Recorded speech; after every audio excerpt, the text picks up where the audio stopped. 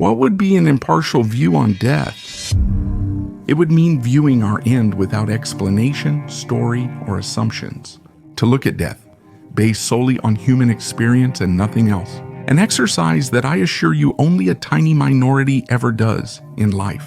And before anything else, I should warn you that this video may bring up some reflections that might not be so comfortable for many people. After all, this is a subject that we often prefer to ignore. I've been thinking about death a lot lately. You'll be fine, dear. I appreciate that, Claire. As the character played by the late Philip Seymour Hoffman said in a scene from the movie Synecdoche, here we are, for now, alive. Each of us knowing we're going to die, but secretly believing we won't. That sentence illustrates exactly how our relationship with the end works. No one really denies death in a literal sense. Everyone understands that it's part of life and accepts the idea conceptually. But it's always distant, so distant that we live as if it's not part of the script. In a strange way, we know we're going to die, but we act as if we don't know. And it was even with this in mind that the Stoics developed the concept we see a lot nowadays, memento mori, a reminder that if we forget about death, we also forget how to truly live. But then you realize that you won't live forever. That's what makes life so magical.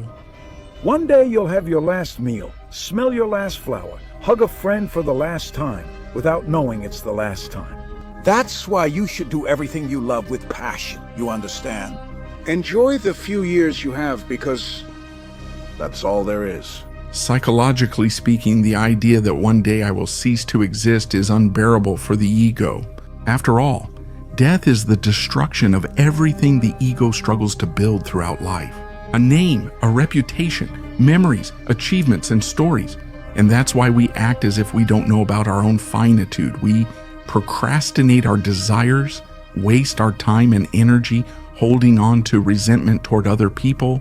We protect our image at any cost. We envy and have a series of other behaviors that seem to ignore the fact that this life has an end. We don't deny death with words, but with our decisions, gestures, and everyday behaviors. It's as if this were an unconscious self-protection mechanism that diverts our attention from the inevitable end. The writer, Ernest Becker, explores this idea a lot.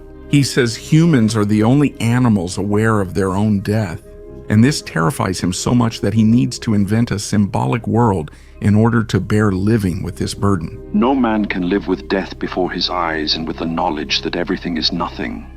Who doesn't recall, even vaguely, the first time they coldly considered death? I must have been about 9 years old when I was first tormented by this idea.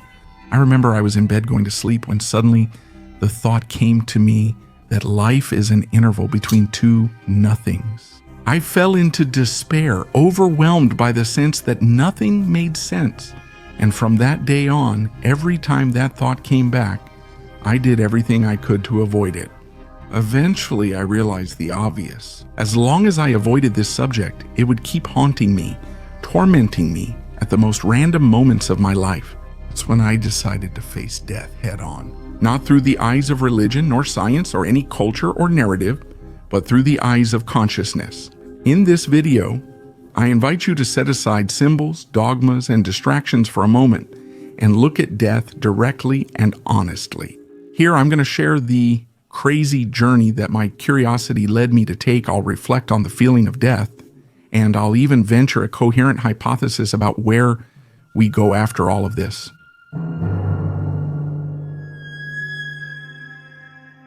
Are you afraid of dying? No, not at all. Do you think you'll go somewhere? No. The only thing I can't understand that my mind can't grasp, I feel like when you die, there's nothing. It's like when you're sleeping and not dreaming. But I can't imagine nothing lasting forever. That's the thing I can't understand. I can't imagine not existing forever. Eternally? Among all the strange, mysterious, inexplicable, and miraculous things in this life, nothing fascinates me more than the fact that we are conscious. That alone is the greatest mystery of our existence. And for a very simple reason, all other enigmas arise from this one. In other words, Without consciousness, we would simply live without questioning or trying to understand. We would be like a puppet controlled by the laws of nature. It's consciousness that makes everything else strange, that creates the mystery, that turns the universe into experience. And that's why, so we can really delve into this idea of death, I want to first talk about the miracle that is being conscious. When exactly did this start? What was the exact moment when we gained consciousness? It's impossible to determine exactly when we became conscious. The most logical thing to do is to try to go back and remember your first memory. But if you do that, you'll find everything confusing and uncertain. The most reasonable thing to assume is that consciousness doesn't appear all at once. It takes shape as our brain matures. Neuroscientist Antonio Damasio says consciousness is a process, not a thing. He says consciousness arises from interactions between the body, environment, and brain. You don't suddenly become conscious. It's a gradual process.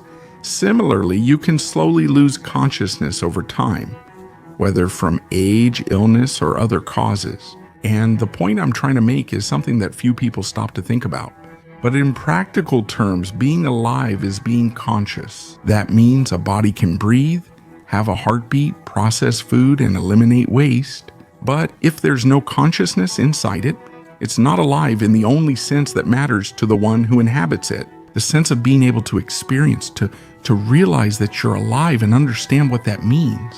What I want you to feel is that consciousness is what truly makes us alive. Therefore, when we fear death, we're actually fearing the death of our consciousness. In other words, we don't fear stopping breathing. We don't fear our kidneys or heart stopping. We fear the end of what allows us to know that we are here.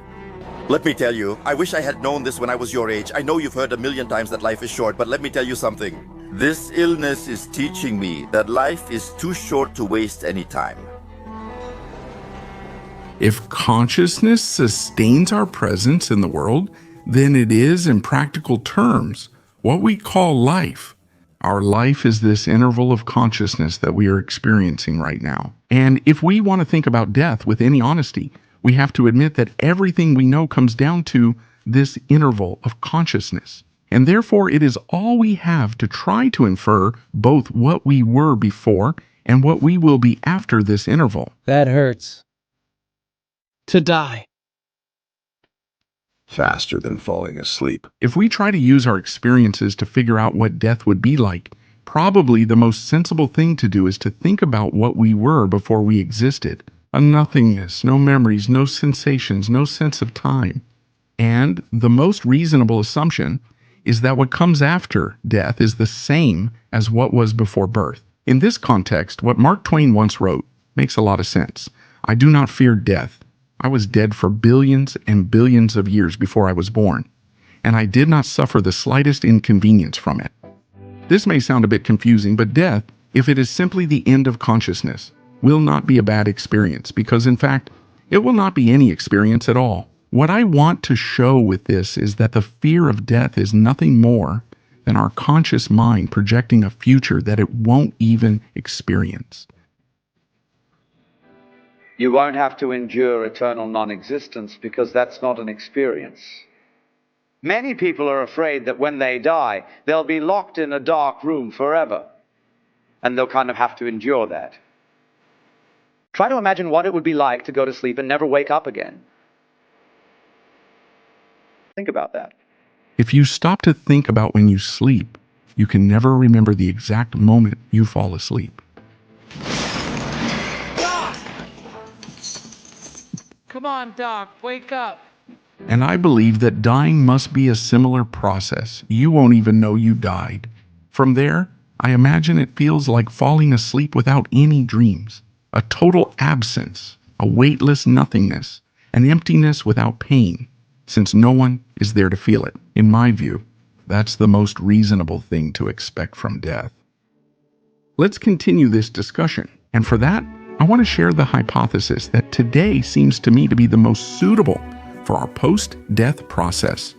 If we continue to be faithful to this video's proposal of building minimally logical reasoning based on the little we know, we'll be able to infer some interesting things.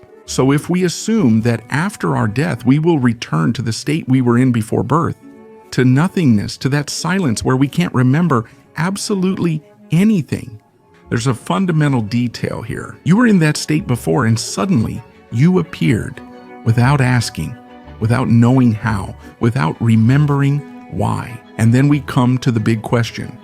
If consciousness has already emerged once from nothing, why couldn't it emerge again?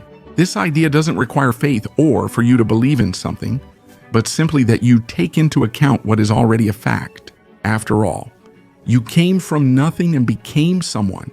So realize that if you came from nothing and now you're here conscious, we can never say that nothingness is an absolute end. On the contrary, it has already shown itself to be a place from which consciousness can arise. And if it arose once, why not again? Perhaps without your memories, name, or story, but still with the same sense of being someone, of being here again. This reasoning closely aligns with Alan Watts' views that the consciousness you feel right now is not the property of an isolated being. In other words, you don't have a consciousness. You are the consciousness that is temporarily focused on this body of yours. At first, this might sound a little crazy, I know, but right now, this is what makes the most sense to me. I'd like to take this opportunity to invite you who enjoy my videos and my reflections to check out my series, The Key to the Three Dimensions. This 10-episode reflective series was written to encourage you to question everything and understand life more authentically and sincerely. I've been receiving more and more positive comments about this series, and I don't think I'll disappoint you either. If you want to know more, I made this video available right here on YouTube with all the information, and it doesn't stop there. I'm also making a series about power and manipulation available as a completely free bonus for those who have already purchased or will purchase now. But getting back to the video, regardless of what your conclusions about death are, whether you believe in nothing, a new beginning, or another form of continuity, the key is to increase your awareness about it. When we truly accept it will all end one day, something inside us changes. You start to notice more clearly how easily human beings are led by trivialities, vanity, and distractions. How we waste our lives on small and insignificant things when faced with the magnitude of an event like death. It's as if simply remembering death gives us a clearer, more direct, and more essential view of life. I always put things off and kept postponing them. And I would say, oh, I'll go next year. And when next year came, I would say next year. And I don't want to do that anymore. That even makes me curious, and I'd like to ask anyone who can to leave a personal experience about this process of accepting and understanding death in the comments. But I really wanted to write this video because I believe that maybe the greatest gift death can give us doesn't come at the end, but now it's a chance to live with more truth, with less fear, more courage, and sincerity. Because once this here has an end, and we have no guarantee of anything, the only thing that really matters is how you choose to be here now. As Eckhart Tolle wrote, what could be more futile, more insane than creating inner resistance to what already is? What could be more insane than opposing life itself, which is now and always now? Surrender to what is. Say yes to life.